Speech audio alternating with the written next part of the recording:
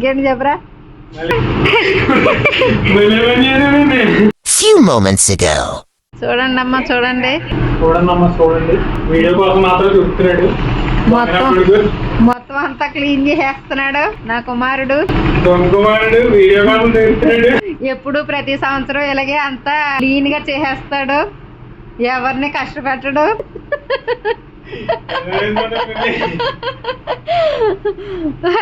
నా కొడుక్కి helping nature ఎక్కువ, ఎదుటోళ్ళు బాధపడితే చూడలేడు.